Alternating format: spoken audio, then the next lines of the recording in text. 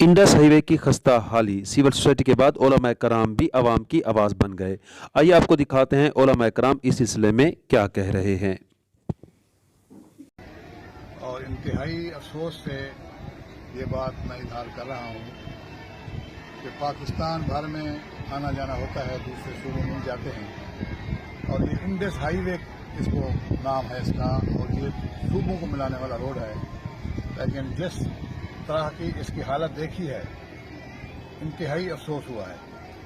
और यहाँ आए रोज़ एक्सीडेंट भी इस वजह से हो रहे हैं, और बिलखसूस वज़ीर आला साहब का हल्का होने के एतबार से ये इंतहाई काबिल अफसोस बात है कि हम तो खुश हुए थे, अगरचे हमें नज़रियाती तौर पर PTI से इख्तिलाफ है, लेकिन उसके बावजूद हम अपने इलाके का वज़ीर आला समझते हुए खुश हुए थे कि यहाँ रिफाई कम होंगे और तरक्की होगी।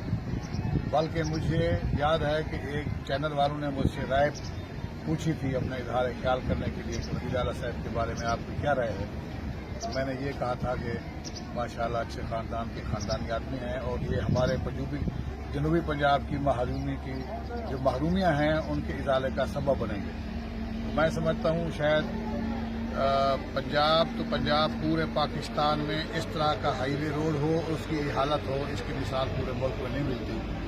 तो इजहार अफसोस करते हुए मैं ये चंद कलमात मीडिया पे, सोशल मीडिया पे दे रहा हूँ कि शायद ये कहीं किसी तक ये बात पहुँचे और किसी को कोई एहसास हो और इसकी तरफ तवज्जो की जाए।